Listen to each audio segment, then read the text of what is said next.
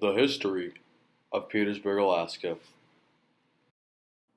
Petersburg, Alaska, located in the southeastern region of Alaska, the biggest state in the United States of America, never used to look like it did today. Petersburg, Alaska wasn't known for all of its traditions at the time. It was known for its canneries and the people that made barrels to send it down south. They didn't have much equipment here, so they had to start fresh with wooden buildings of all shapes and sizes. Canneries, fishing industry, that all had to go along with logging and milling. On a steamship, because we had lots of steamships here, no ferry boats or anything, steamships. And they came into the cannery docks, and people would come up. They would come up for teachers. They'd come up for coopers, which builds barrels for cannery. At this time, Petersburg didn't have roads. All they had was boardwalks made of wood. They were about 2 Volkswagen Beetles wide. And so they had mills to cut the wood for these boardwalks. They had I had also a mill to cut for homes, and then also canneries. So that was really important. Is the timber industry that went along with the fishing industry here in Petersburg. There are many well-known canneries in southeastern Alaska, but salmon was the most famous. We had shrimp. We also had clams, and the most fish that we would usually can would be halibut and salmon, because halibut and salmon were so abundant down here in Petersburg, Alaska. You had a shrimp cannery over there, you had a clam cannery over there, and you also had, of course, a fish cannery, and halibut, and all this stuff. So Petersburg had native tribes and all that, but one man named Peter Bushman, an immigrant from Norway, founded Petersburg and said, "You know what? This is a beautiful place. I think we should build a cannery here." It's a great place to build a cannery. So this was 1898, 1899.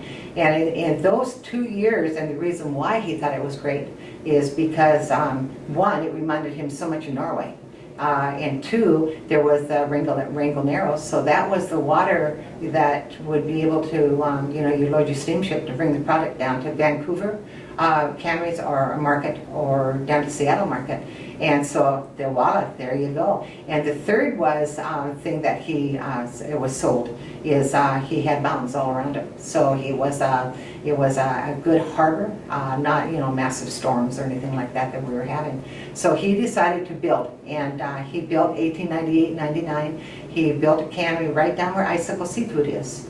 And in fact, to this day, there's still one building left there of Bushman's, and I think Icicle used it for canning, and supplies and stuff like that, storing them. And so in 1898-99, this whole area was the immigrant moved in, and there was already the Tlingit natives here. And so they built the cannery and opened its doors in 1900 for the salmon industry. There's a bay called Scow Bay. I live on the Loop Road next to Scow Bay, so I found it interesting that boats would carry 900 pounds of fish just from canneries on the side here. The interesting thing is out in Scow Bay. Scow Bay got its name from scows that were anchored out in Scow Bay, and those scows were used to when the fishermen came in and brought in their catch of halibut, and they brought it to the scows, and then the people on the scows would pack these halibut in ice in boxes, and they weighed 700 to 800 to 900 pounds. These boxes weighed after everything was packed. Around this time, they had boats called dory boats. These boats were a section of 3 different boats with 2 different people on each. One was for netting, one was for holding gear, and the other one was for chipping ice. These boats were very widely used in Petersburg, but the only way you could use them was if you were working at the cannery or you have worked at the cannery at that time. Your early boats and early 1900s clear to about 1912 or 1915 were dory boats. And the dory boats were owned and operated from the canneries. They were not privately owned. And so they would come up on the steamships every year, every summer. The steamships would haul up the dories. And they liked the dories because they were flat bottom and they could stack them up. They could stack like 15, 20 dories high. And the interesting thing about that dory operation is to be a doryman, you had to get a job through the cannery. And so the stipulation at that time was you had to have strong arms for the oars, and then you had to be of skookum build, which means you had to be a big guy. And that's what they were looking for, two in tow of the main one. The main one, a dory, carried 12 men, and it had a sail, and it had oars. And then the second dory behind that in tow was for, I believe, the net, or the fishing gear. And the third dory would have been for the ice. And the ice came from the icebergs because there was no refrigeration here at that time. And so what they would do is fishermen would go over and find an iceberg in the water. Sadly, in the early 1900s, Bushman, the founder of Petersburg, took his own life. Getting back to Bushman in 1903, he took his life in 1903, and you'll find that information in the museum. And so the founder was gone. I mean, there was a small community, a summertime only, of people here. And so with him gone, everybody left. Nobody wanted to live here. In 1907, Ed Locken and O.J. Brown were looking for sawmill industries to work for in Alaska when they stumbled across the ghost town of Petersburg. And through word of mouth, they were bringing people back because they said, you know, it's such a shame that this beautiful place doesn't have a town. I understand I was told that in 1907, a man by the name of O.A. Brown and Mr. Ed Locken came up here. They were looking for jobs in a sawmill, and they were bookkeepers. Well, they landed up in Petersburg, and Petersburg, it was a ghost town. There was nobody here. And so they kind of walked around, on the boardwalks and this and that, and said this is a shame that there's no town. So I understand they got it up and running again just through word of mouth. Come back here. Well, let's make it a town. So a lot of people came back, and they needed 60 signatures to become incorporated. And so in 1908, they started the petition of being incorporated, put us on the map. This will also give us police protection, fire protection, schools, funded from the territorial government. And so in 1910, we become incorporated. So our town seal is a picture of a woodsman's axe crossed with a fishing hook. And that is to represent the two industries that actually started Petersburg, the timber industry and the fishing industry. Petersburg is such a remote city/town that some of the elderly people from this time said that if you were to be here during World War II and World War I, you wouldn't even know there was a war going on. But eventually, World War II's news made its way to Petersburg, and Petersburg was able to make defenses and a new law which said that you couldn't smoke and that after dark all lights needed to be shut off for Japanese forces if they were to have a bombing raid.